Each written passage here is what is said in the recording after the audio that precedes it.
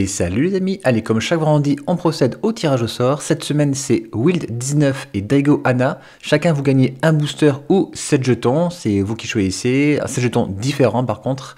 Pour me contacter ce sera par Messenger ou sur Discord comme d'habitude. Si comme eux vous appréciez ce que je fais et si vous voulez participer au tirage au sort chaque semaine, et il y a aussi un tirage au sort par mois pour gagner un tapis ou une deckbox, vous cliquez sur le bouton rejoindre qu'il y a sous chaque vidéo. Ça vous permet de participer à des sondages aussi et d'avoir une seconde vidéo par semaine chaque lundi. Aujourd'hui on se retrouve pour la troisième ronde il me semble du tournoi qu'on a fait avec Guyageux. Toujours encore des decks ultra aggro, moi je joue toujours mon Feldon. On avait vu lundi contre Yoshitana, la semaine dernière contre Gerson.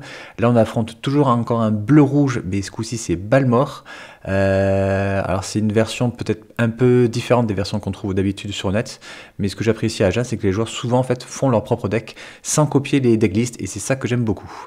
Donc je suis à gauche, c'est moi qui ai commencé et c'est vrai que dans un match-up comme ça, le fait de commencer c'est ultra important. Avec une tanière de gobelour et un Kumano, il passe déjà à 19 et c'est une fin de tour.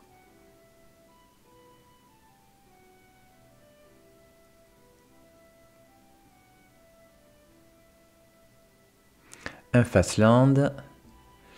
Ah, il fait la chain lightning directement sur moi. Mais tant que j'ai pas deux mains rouges, je vais en profiter. Alors peut-être que j'aurais peut-être dû la garder pour une créature. Alors sachant que sur Feldon, c'est pas ultra intéressant de tuer Feldon parce que du coup, je vais pouvoir le remplacer. Mais malgré tout, le fait que Feldon va arriver en plus avec un marqueur sur lui grâce à Kumano, j'aurais quand même gardé, je pense, la chain lightning à sa place. Du coup, ouais, Feldon arrive avec un marqueur. Il prend 3, il passe à 16. Ah ouais, en fait, le départ avec Kumano, le départ avec Goblin Guide, c'est vraiment des départs qui sont ultra violents. Après, la version qu'on voit ici, c'est encore l'ancienne version que j'ai. Je l'ai vraiment reboosté en mettant beaucoup de cartes tour 1. Donc il joue Balmor, ce qui me laisse libre champ à avoir et Kumano transformé et Feldon en 3-3. Donc là, hop, on passe à l'étape suivante. Il flippe. Et ça devient une 2-2 célérité.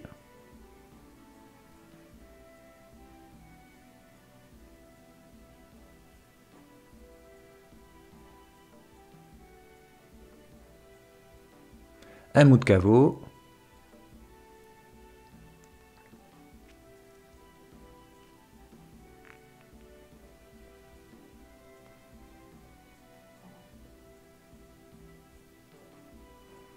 Un mage scarifiable. Alors là, normalement, on joue jamais de créatures avant la phase d'attaque, surtout si elles ne sont pas célérité. Là, c'est différent, c'est parce que j'ai un choc en main. Et donc, du coup, en fait, je vais pouvoir blesser en fait Balmor, qui sera -1/-1. Et un message de Bomat. J'attaque avec tout. Alors, forcément, il s'en doute. Là. Il y a le trigger de message de Bomat. Ça fait 1, 2, 3, 4, 5, 6. Ouais, enfin, c'est pas un choc, c'est un burst lightning que j'ai en main. Mais du coup, en fait, j'aurais fait -2/-2 sur Balmor, s'il est bloqué. Et du coup, j'aurais pu le tuer. Donc, il s'est douté que j'avais ça en main. Il a bien fait de ne pas bloquer.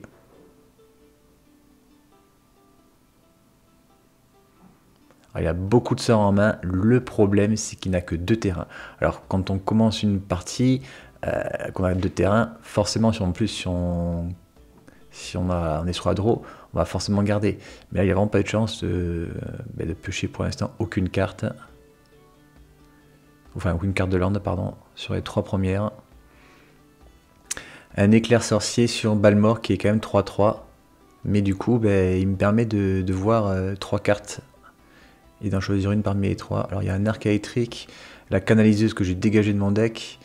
Il y a le gros 4-4. Le 4-4 n'est pas intéressant parce que de toute façon il va pouvoir le bloquer avec Balmor. Mais du coup il prendrait tout d'air.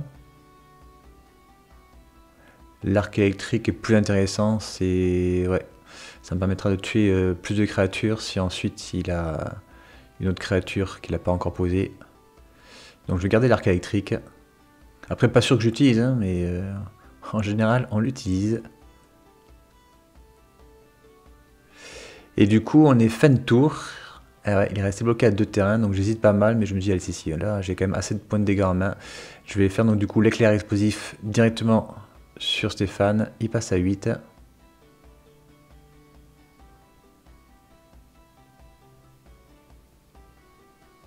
Ah ben j'ai une balafre de flamme en plus, donc c'est parfait.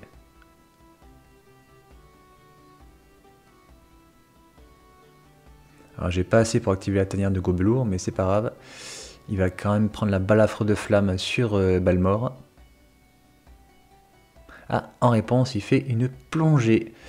Plongée, ça donne donc plus 0, plus 3 à sa créature et il gagne la défense talismanique.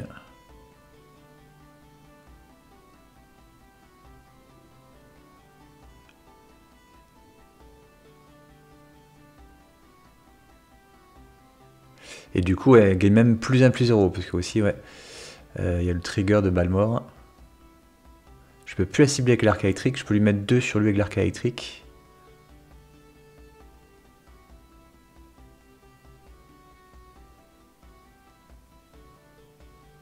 Ouais, j'active le mot de caveau, c'est un choix discutable parce que du coup je perds l'arc électrique ce coup aussi, ouais.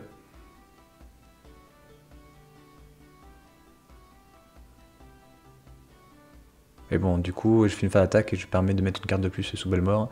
Il bloque le mot de caveau, il va prendre du coup 2 du mage, 1, 2, 3, 4, 5, il prend 5, il passe à 3. Ouais, et être à 3 face à un mono rouge, c'est jamais une bonne chose.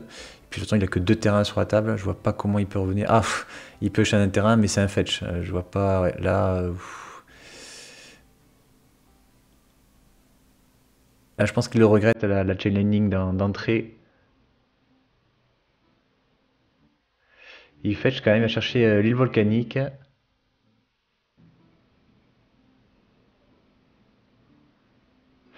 Un Nemesis, ce sera pas suffisant. Ouais, c'était une erreur de ma part de ne pas avoir joué l'arc électrique tout à l'heure, hein. Parce que je perdais un terrain. Et là, en plus, j'aurais pu activer mon terrain pour lui coller 2.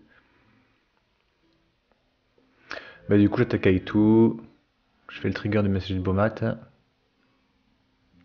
Il peut même pas le bloquer en plus, Message de Bomat, parce que. Ouais. Vu que. Non, non, il faut pas qu'il fasse ça parce que l'autre, elle est prouesse. Donc, il préfère la faire là-dessus. Mais de toute façon, j'ai un s'amuser avec le feu en main. Voilà. Et B 1-0, une partie vraiment en sens unique, il n'a pas eu de troisième terrain au bon moment. Là en plus c'est lui qui commence mais il fait un mulligan, donc on aura une différence de 2 cartes entre nous. Allez, à son tour de poser une tanière de gobelour. Et un message de Bomat. Il m'attaque, trigger, je passe à 19. Allez, un fetch pour aller épurer, mais dans ma nouvelle version en fait j'ai viré les fetch. J'ai viré les fetch parce que j'ai viré maintenant la canaliseuse, j'ai aussi viré euh, je sais plus comment elle s'appelle, le sinistre lame ancien. Je trouvais que c'était trop lent. Donc du coup, ben, j'ai aussi liquidé les fetch qui me faisaient quelques points de dégâts face à d'autres decks aggro inutilement.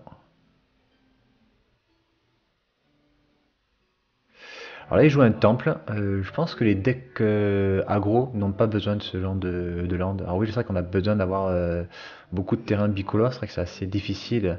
Les decks bicolores par rapport aux decks tricolores, ils ont moins de fetch. Mais malgré tout, je pense que les temples, faut pas les mettre dedans, hein.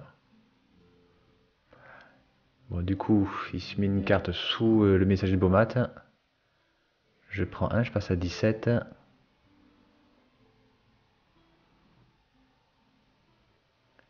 Il a qu'un terrain rouge dégagé. Donc, logiquement, Feldon, il va passer. Et même s'il est mort, au pire des cas, je pourrais le remplacer avec les cartes exilées.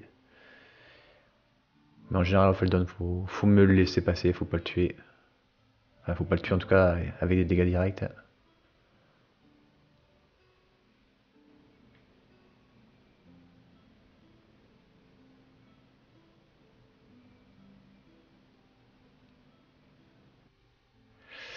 Et du coup, il joue Balmor. Il perd 2 pour lancer la sonde de Jutaxienne gratuitement. Alors, un Zurgo, un terrain, un Blast, une créature 4-4 vol, un Blast et encore un Blast. J'ai une très bonne main. Ouais. L'arc électrique, l'arc pyromantique et Fire Ambush. Donc ça fait quand même pas mal de dégâts en main. En plus, c'est fait perdre 2 avec la sonde Jutaxienne. Il va du coup garder Balmor en défense. Il va attaquer avec le petit bonhomme. Ouais, qui est quand même plus 2, plus 1 en force. Ah oui, là, il va piocher sa carte avec la sonde Jutaxienne, donc la carte qui est mise dessous. C'est la carte qu'il doit piocher normalement. Et ensuite, donc, il y a le trigger de Messager de Bomat.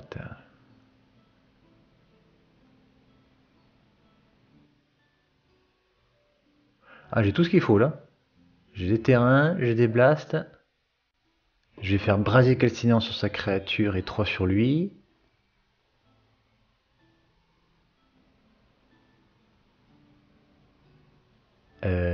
Il a pas compté 3. Non, il a pas compté. Du coup, je lui mets 2 avec le Feldon et derrière, je pose Zurgo.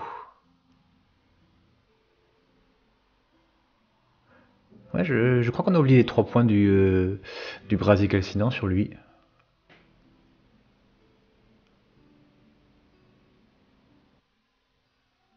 Alors malgré tout, j'ai encore une main ultra agressive avec beaucoup de blast. Lui peut pas attaquer avec le message de Bomat parce que du coup, Zurgo, c'est une des rares créatures qui peut bloquer. J'ai suffisamment de terrain. Alors par contre, j'ai pas mal de cartes à 3.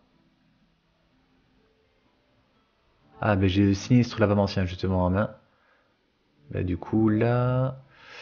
Ouais, je pense que le tonnerre de l'enfer, c'est pas mal. Qui est contré du coup avec un contre-sort.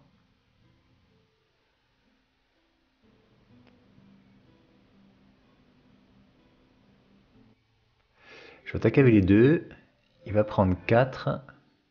Et en seconde phase principale, du coup, j'ai posé le sinistre. Et je vous dis, c'est lent comme carte. Le tour où ça arrive, ça fait rien. Après, on va exiler 2 cartes. S'il y a des cartes à exiler, bon, en général, il y a quand même des cartes à exiler dans un rouge, mais voilà. Et on va perdre un mana pour refaire 2. Voilà, c'est trop mou en fait. Dans l'environnement, je pense qu'aujourd'hui, il faut vraiment aller ultra vite avec le mono rouge, sinon après, on est trop en retard.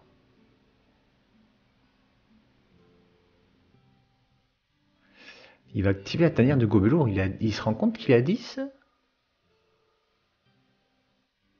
Ah, mais il a que des landes en main. Ah, il a des landes et un contre-sort, mais... Ah, il veut gagner la course, mais la course face à un mono rouge qui est parti comme le mien, là, on peut pas la gagner. Il va créer un jeton gobelin. Mais d'ailleurs, ça sera voilà, l'occasion de vous montrer le futur design des jetons que je vais faire. Vous me direz dans les commentaires si ça vous plaît ce nouveau design ou si vous préférez le design rétro que je faisais avant. Ça m'intéresse parce que voilà, je vais en faire beaucoup encore une fois. Donc dites-moi si vous préférez ce style-là, assez épuré, avec des petits dessins assez rigolos, ou si vous préférez l'ancien design des cartes avec le style rétro.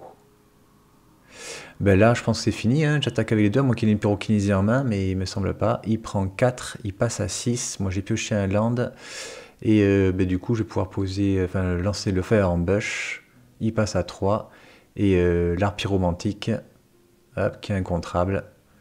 Et bien voilà, et bien désolé de vous avoir montré une partie aussi rapide, mais c'était la 3e partie du tournoi.